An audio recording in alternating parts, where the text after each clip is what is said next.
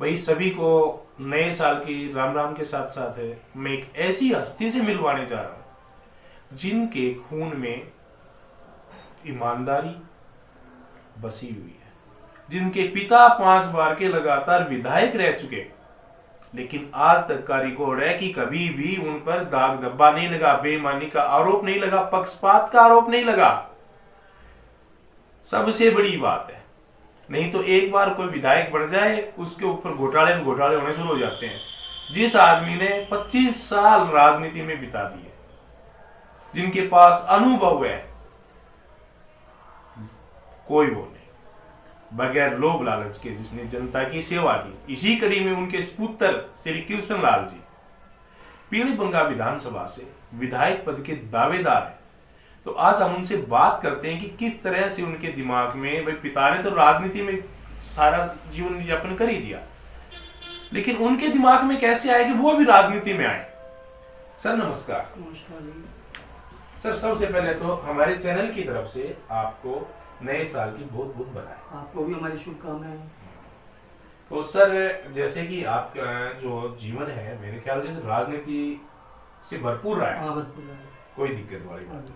तो आपके पिता ने तो अपना जीवन निकाल दिया जी। आपके दिमाग में कैसे आया ये कि मैं भी राजनीति में रह के अपने पिता की तरह सेवा करूं? सबसे पहले तो मैं आपको अपना परिचय दे दूं। कृष्ण लाल मेरा नाम है और गांव मेरा किक्करवाली, 7 एस प्रथम, तहसील कर्णपुर, जिला श्री गंगानगर जी।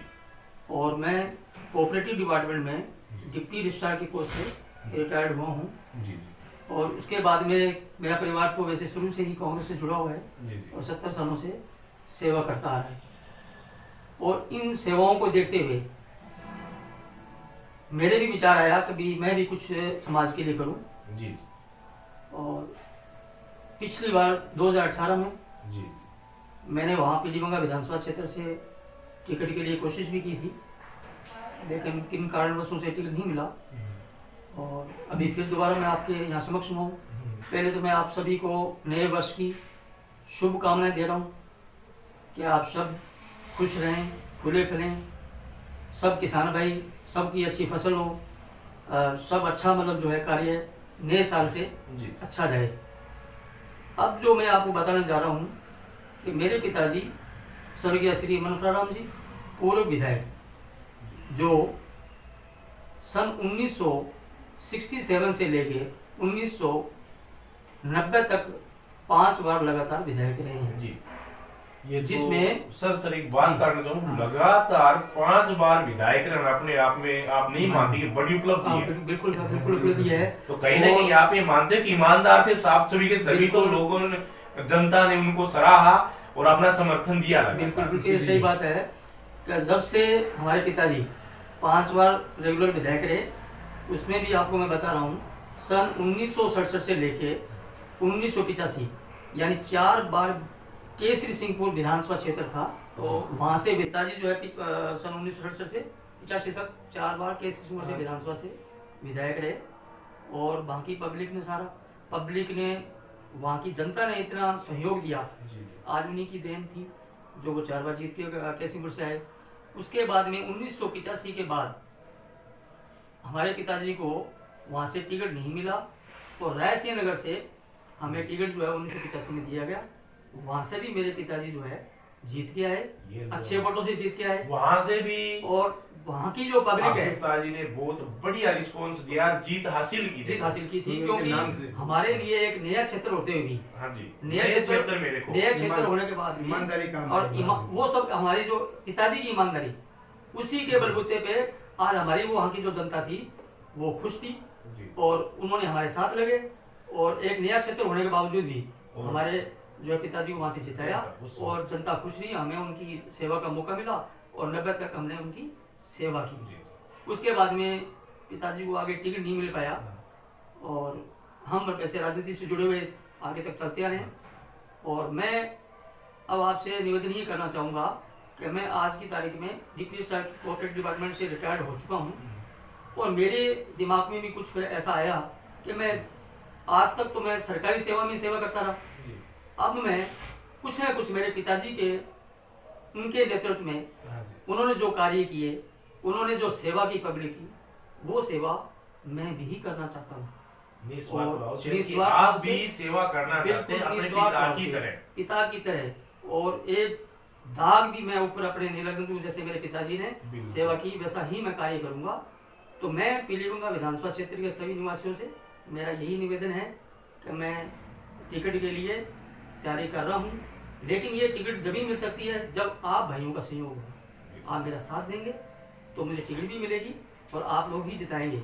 और ये मैं आश्वस्त करता हूँ, अगर मैं वहाँ से जीत जाता हूँ तो आपको कहीं भी दिक्कत नहीं आने दूंगा, चाहे मेरे किसान भाई हो, चाहे कहीं रोजगार का मामला हो, चाहे आपका एग्रीकल्चर संबंधित मामला हो, चाहे वाटर वर्क्स का मामला हो, किसी की पानी की प्रॉब्लम हो, या कोई नालियों में दिक्कत आ रही हो, या किसान भाइयों की कोई भी आज फसल खराब हो जाती है, हम भी देख रहे हैं, और उनको जो है मुआवजा टाइम पर नहीं मिल पाता, उसके लिए भी हम बहुत बड़े प्रयास करेंगे। वैसे हमारी गृह सरकार ने किए भी हैं बहुत से, ऐसी बात नहीं है, क्योंकि उनको जो लोनिंग दिया है या उनको माफी भी किया है। और ये सब कार्य जो है आज भी हमें आपसे हाथ जोड़ के विनती करके निवेदन कर रहा हूँ कि आपको कहीं भी दिक्कत नहीं आने दूंगा। मैं आपकी सेवा में तत्पर रहूंगा, लगातार रहूंगा। आप रात दिन मुझे मोबाइल कर सकते हो, मैं आपके लिए तत्पर हूँ हर मामले में। मेरे चाहे किसान भाई हो, चाहे रोजगार बेरोजगार कोई भी व्यक्ति हो, वहाँ की कोई भी समस्या पीलीभंगा विधानसभा क्षेत्र की हो, उसको करने के लिए मैं आधी रात को भी तैयार रहूंगा।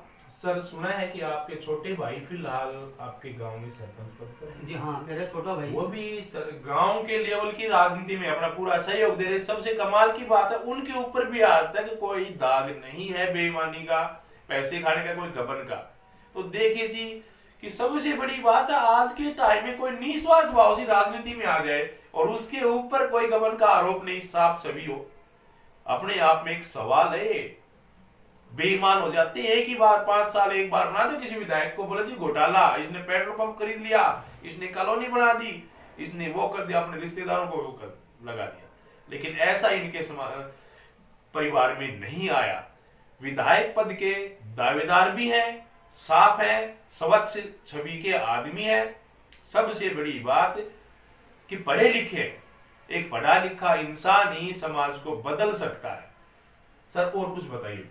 और उसके बारे में मैं आपसे और ज़्यादा तो मैं क्या बोलूँ, निवेदन यही करूँगा कि जो पीलीभंगा विधानसभा के जितने भी मेरे भाई बहन बुजुर्ग, मेरे जवान साथी हैं, वो मेरा साथ दें और मुझे जो है सहयोग करें।